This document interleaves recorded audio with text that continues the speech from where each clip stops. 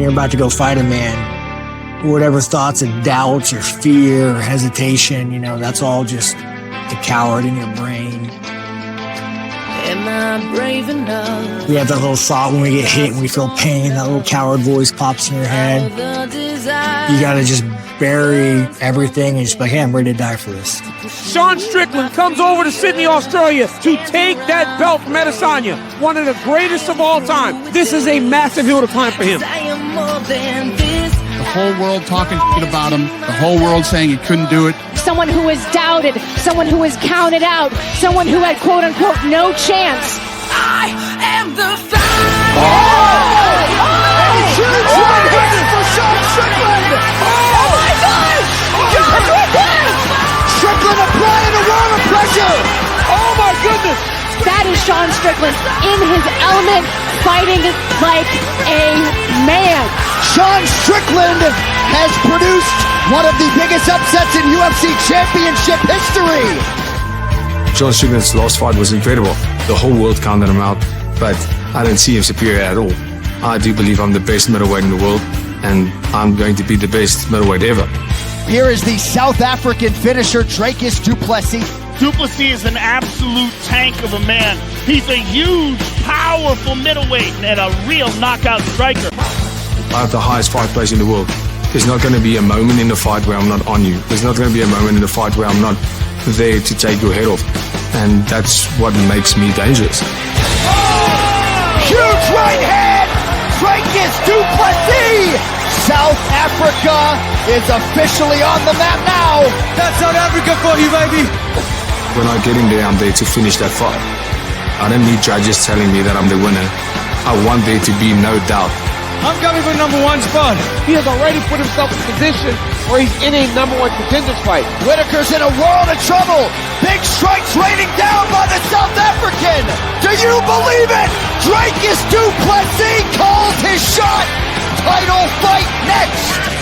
Yeah, Dricus could fight, but I'm gonna do a master class on him. Sean Strickland is an in-your-face kind of guy, and that is exactly how he likes to fight. I'm gonna walk through Dricus. He said he'd show him a whole new level in the octagon, and that's exactly what he did. This feeling right here is what Sean Strickland lives for.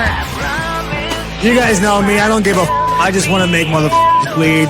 And Dricus is the next one who's gonna bleed. I can't wait. You know you won't finish me. You won't even get close. You are not world championship material. I'm going to show you what it's like to Dricus. Every childhood memory you have is going to come back. One little sentence and the man loses his mind. Shows how easily mentally he'll be broken. I don't take your fool. You understand?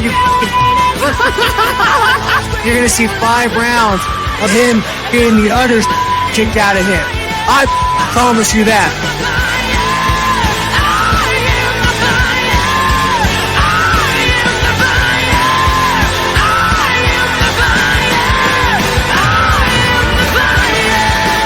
UFC 297, it is going to be a war, guys. It is going to be a fucking war. I'm coming over to title and yet again another finish. Well, if you're not ready for UFC 297, I'd check for a pulse after seeing that.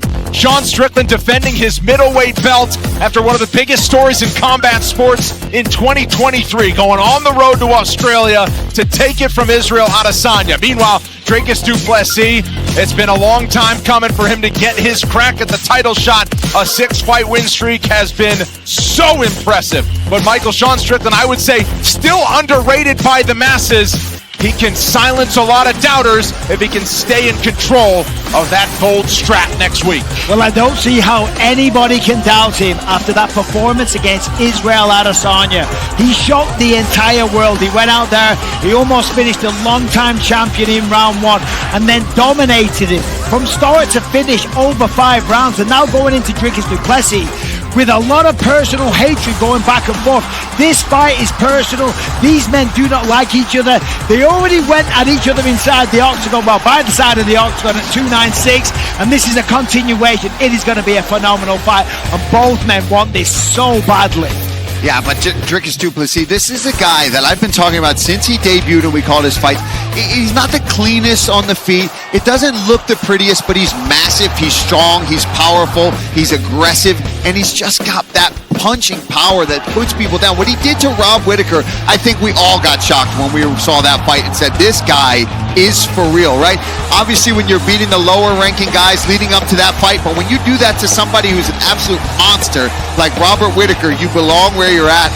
And man, he's hyping it up. He's playing it up perfectly. Some have questioned the cardio of Dricus du Plessis. He has answered the questions as much as he's needed to, but he's in his first 5-round test since joining the UFC, and it comes with a title on the line in Toronto. It's part of a championship doubleheader.